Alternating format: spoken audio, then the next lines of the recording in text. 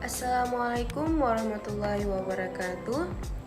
Kami dari kelompok 1 semester 2. Perkenalkan, nama saya Ratu Akila, rekan saya bernama Saratul Iklimah. Di sini saya ingin mempresentasikan hasil kerja kelompok kami yang berjudul Arabia Pra-Islam dan Nabi Muhammad SAW dan peletakan dasar peradaban Islam. Bangsa Arab menjelang lahirnya Islam. Bangsa Arab adalah bangsa yang saat ini menghuni wilayah Timur Tengah. Pada masa menjelang kelahiran Islam, bangsa Arab adalah bangsa yang tidak terkenal di peta dunia. Artinya, mereka adalah bangsa yang tidak memiliki peran besar dalam peradaban manusia. Oleh karena itu, mereka tidak dianggap oleh bangsa-bangsa lainnya ditinjau dari sisi peran dalam peradaban Islam. Manusia mereka kalah jauh dengan tetangganya, yaitu bangsa Persia. Sejarah Arab secara umum terbagi 3, yaitu periode jahiliyah dimulai 1 abad menjelang kelahiran Islam.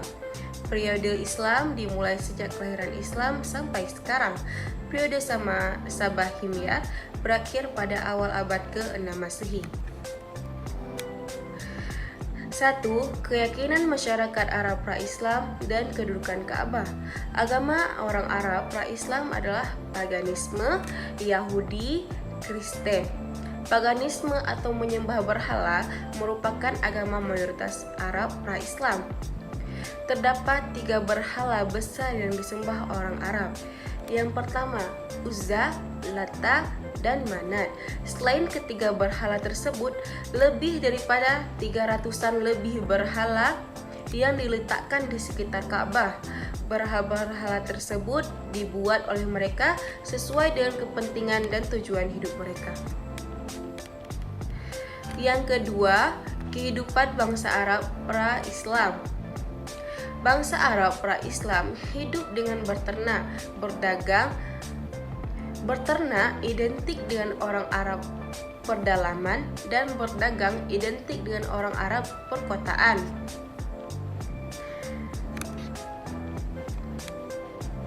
Yang ketiga, sejarah Arab. Bangsa Arab adalah salah satu entitas yang berasal dari keturunan Sam, putra tertua Nabi Nuh. Entitas lainnya adalah Romawi dan Persia. Mereka berdominasi di sekitar wilayah barat, daya benua Asia, Al-Janub, Al-Gharbi min Asia, atau yang biasa dikenal dengan Semenanjung Arabia. Para sejarawan membagi bangsa Arab berdasarkan silsilah keturunannya menjadi 3 bagian. Yang pertama, Arbaidah, yaitu kaum Arab terdahulu. Yang kedua, Arab Aribah, yaitu kaum-kaum Arab yang berasal dari garis keturunan Yasjub bin Yarub bin Kahtan dan dinamakan Arab Kahtaniyah, bertempat tinggal di negeri Yaman.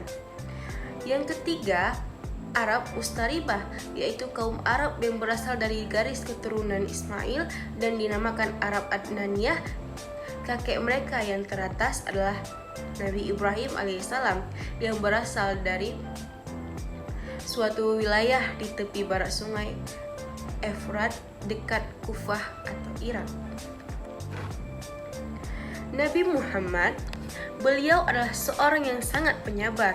Berbagai cobaan yang beliau hadapi mengenai cara untuk memperbaiki keadaan bangsa Arab yang saat itu mengalami kehancuran. Menjelang kedatangan Islam, bangsa Arab sedang dalam keadaan terpuruk dan porak-poranda dalam segala bidang, baik bidang agama, moral, sosial, politik, dan persatuan. Baik, untuk presentasi selanjutnya bakal dipresentasikan oleh Saratul Iklimah. Kepada Saratul Iklimah, saya persilakan. Terima kasih kepada Ratu Akila. Baik, di sini saya akan mengambil alih untuk mempresentasikan makalah dari kami, yaitu pembangunan masjid. Inilah beberapa masjid yang dibangun oleh Nabi Muhammad SAW. Yang pertama, Masjid Quba. Masjid Quba adalah masjid pertama yang dibangun setelah masa kenabian. Masjid Quba dibangun pada hari Senin 18 Rabiul Awal tahun Hijriah atau 23 September 622 Masehi. Masjid Quba merupakan salah satu masjid yang dibangun langsung oleh Nabi Muhammad SAW. 2. Masjid Nabawi. Masjid Nabawi merupakan salah satu masjid yang dibangun langsung oleh Nabi Muhammad SAW.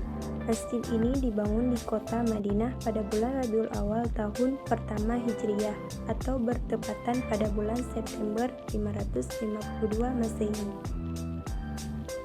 Dasar-dasar politik, ekonomi, dan sosial. Nabi Muhammad SAW telah membentuk kota Madinah menjadi sebuah kehidupan yang mulia dan penuh dengan nilai-nilai utama. Sejak beliau hijrah ke kota ini terjadi sebuah persaudaraan yang jujur dan kokoh. Ada solidaritas yang erat di antara anggota masyarakatnya. Nabi Muhammad SAW berusaha menetapkan dan menegakkan hukum-hukum privat, misalnya hukum keluarga, baru kemudian masalah-masalah publik seperti interaksi sosial. Kemudian dakwah secara sembunyi-sembunyi. Selama 3 tahun lebih Rasulullah SAW menyampaikan dakwah Islam, memperkenalkan agama Islam kepada masyarakat Mekah secara sembunyi-sembunyi, tapi beliau tidak pernah menyerah. Setelah itu dakwah secara terang-terangan. Rasulullah SAW melakukan dakwah secara terang-terangan setelah menerima wahyu dari Allah Subhanahu wa taala. Pada saat itu Nabi sangat sabar menghadapi orang-orang Quraisy walaupun mereka memperlakukan beliau dengan sangat buruk. Hal-hal yang dialami Rasulullah pada saat melakukan dakwah secara terang-terangan yaitu dicaci maki, dilempari kotoran, hinaan, bahkan disebut gila, dan hal-hal kejam lainnya. Adapun peletakan dasar peradaban Islam pada masa Nabi Muhammad SAW yaitu 1. Pembangunan masjid, 2. Ukhuwah Islamiyah, persaudaraan sesama muslim, 3. Persahabatan dengan orang di luar Islam, 4. Meletakkan dasar-dasar politik, ekonomi, dan sosial, 5. Dakwah secara sembunyi-sembunyi, 6. Dakwah secara terang-terangan. Sekian dari presentasi kami, semoga bermanfaat untuk kita semua. Terima kasih sudah menonton. Jangan lupa like, comment, and subscribe, dan share sebanyak-banyaknya. Wassalamualaikum warahmatullahi wabarakatuh.